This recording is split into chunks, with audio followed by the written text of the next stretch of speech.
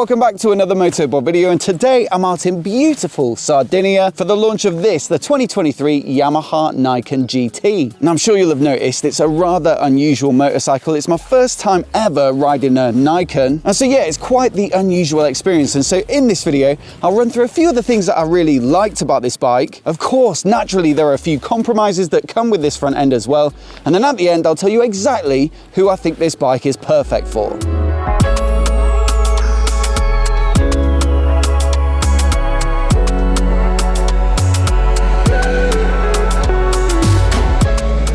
Now look, we have to start by talking about this front end setup. You've got two 15-inch wheels, so a little smaller than the 17-incher that you'd find on most road bikes, a fork on either side, and then this rather complicated linkage up there, and that allows the whole bike to tilt and lean, much like a regular motorcycle. But the key thing is, naturally, you've got way more contact patch. They say about 80% more than a regular 17-inch front wheel because they're a little bit smaller, so it's not quite double. But of course, that gives you so much grip at the front end and so much trust that it's just a phenomenal bike to ride in terms of the confidence it inspires, regardless of how the road surface is looking. Now, thankfully today we've had great weather. It's been nice and dry, but the roads, they go from immaculate to quite broken and potholy and gravelly. And so although the weather has been on our side, there has been the opportunity to try it out a little bit in sort of lower grip scenarios, and it really does just allow you to focus on the road ahead, and you really start to forget about the possibility of the front end tucking. Now, given that you've got so much more contact patch, as you might expect, it is a little bit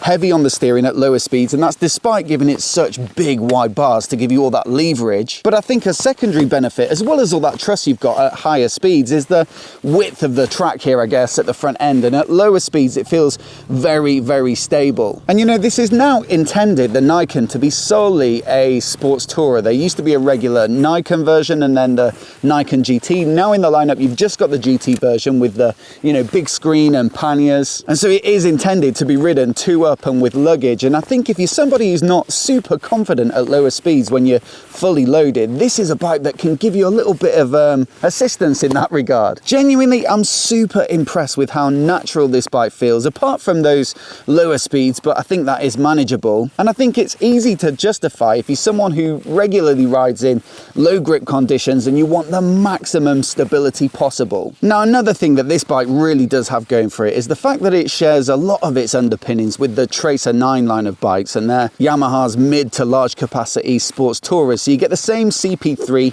inline triple engine, 889 cc's. I think it makes 113 horsepower and about 90 newton meters of peak torque. And so yeah, despite looking like a bit of an odd bike, an unusual bike, it's still got a great high performing, engaging, exciting engine at the heart of it. Now I think they've given it a bit more weight on the crank to give it more of a sensation of torque in the lower revs, and also a low RPM assist, so it lifts the revs a little bit as you let the clutch out. I believe that's a measure, again, help to prevent you stalling it, but otherwise you've largely got the same engine as the Tracer and the MT09 and the XSR 900, and for me that's massively a good thing. It's one of my favorite engines currently on the market. Also, it's got the slip assist clutch, so very nice and light at the lever, and it gets their up and down quick shifter, which adds a little bit of entertainment and is nice and crisp. Now, the other big benefit of this bike sharing so much with the Tracer 9 platform is that it gets the latest and greatest in terms of their electronics. So a nice big TFT display that's full color, nice and punchy, easy to read. I also like the fact that it's got a really clear and visible rev counter around the outside.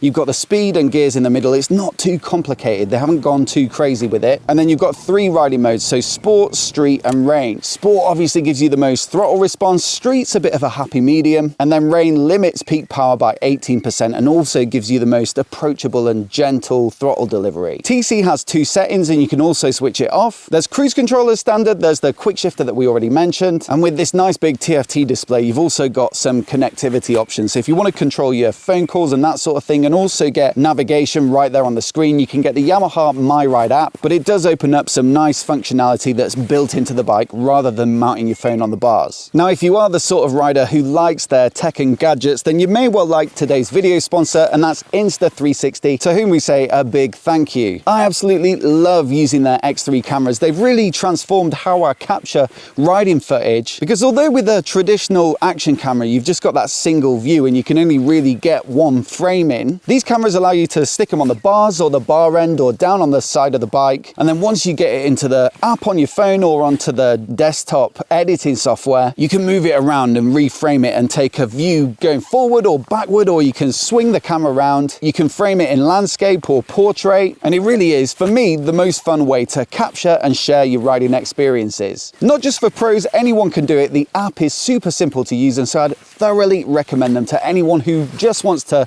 share their riding experience in the most fun way. So there's a link down in the description where you can get yours along with a free gift, and once again, a massive thanks to Insta360 for their support. Now, one of the other things that I've really enjoyed about riding this bike today is the comfort levels. Naturally, it's very big at the front, and so it really does flare out and give you a lot of wind protection just from the bodywork and tank around the lower body. But also they've updated the windscreen for this iteration, so it sits a little bit taller, and it's also now adjustable with a single hand, like that, and it does give you a nice level of wind protection. They say they've specifically designed the curvature to minimize buffeting, and also there's a little hole down at the front there which they've enlarged for this version, again to minimize that turbulence. And yeah, combined with these big wide bars that they've given it, it really does feel like a very commanding riding position, and also quite protected from the elements. You also get a nice big saddle, so they really have leaned into that sports touring identity, and they say they've made this version a little narrower in the waist to help with getting your feet down. It sits at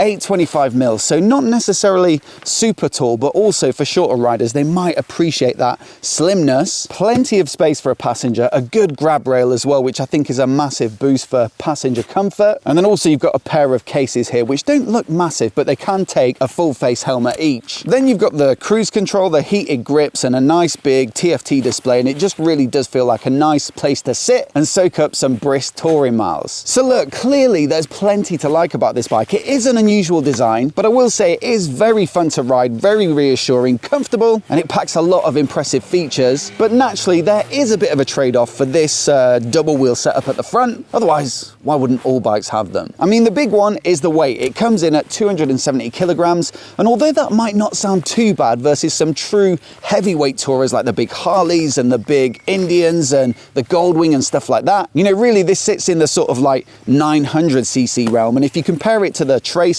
the standard Tracer 9 without any luggage and all that good stuff comes in at 213 kilograms, so much more like a regular road bike, a naked bike almost. And even the GT version that gets all the gadgets and all the latest tech, that comes in at 223, so you're talking 40 or 50 kilograms heavier than the two-wheeled equivalent. Now, I'm a massive fan of the CP3 engine. Like I say, I think it's one of the most fun engines you can buy, especially considering how much those bikes typically cost. The MT-09, for example, that's sub 10 grand, and it delivers so much fun at road speeds. But yeah, because it's pretty much exactly the same in this bike, it doesn't really get a power boost. It hasn't compensated for that extra mass, and so I will say it feels a little bit less sprightly and exciting. There's still plenty of power there. It is a quickish bike, but it's just taken that little edge off it that makes it truly, you know, exhilarating to ride. Handling wise, I'm a little bit less bothered about it, because look, you've got all that grip, like I say, and the stability, and so even at low speeds it's not really a massive issue.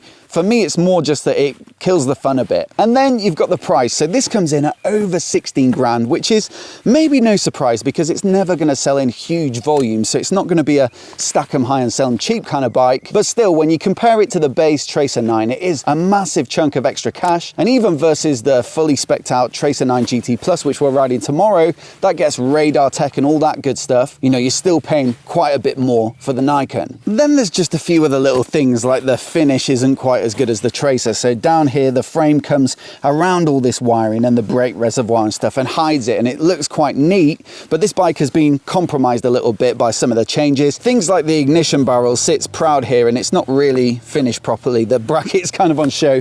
And so yeah, it's not as well finished as the Tracer. There's a little bit less range as well because the tank's slightly smaller and it consumes more fuel because it's not as aerodynamic. There's more rolling resistance, it's heavier. And it doesn't quite have that sprightly, sporty feel that you're gonna get from a bike like that. It does feel different, and you do trade off for that stability, some of the feedback and liveliness and fun that you can have on a two-wheel bike. But look, I think this is a really nice balance between something like a full-on trike or Can-Am Spider or something like that, some of the practicality and stability that those bikes offer and some of the ease of use, but much more like a proper motorcycle. It really does feel not that different, or not as different as you might expect once you're on the move. And so it really is an impressive piece of engineering. And if that's the sort of very specific balance that you're looking for, I think it is a niche product, but then there's nothing else really like it on the market. And so I think in that case, you can probably justify the extra spend. Really as well, I think if you're somebody who wants to go with luggage and a passenger and all that weight on the back, but you do feel a little underconfident at lower speeds, then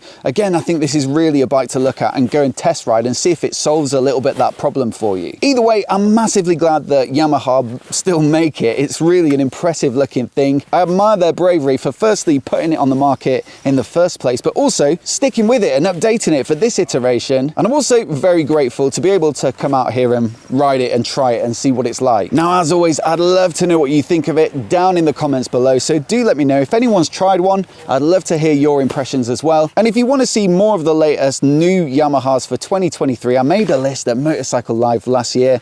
I'll link to it here on the screen. Give it a click, give it a watch. Let me know which one's your favorite. Many thanks for watching, and I'll see you in the next one.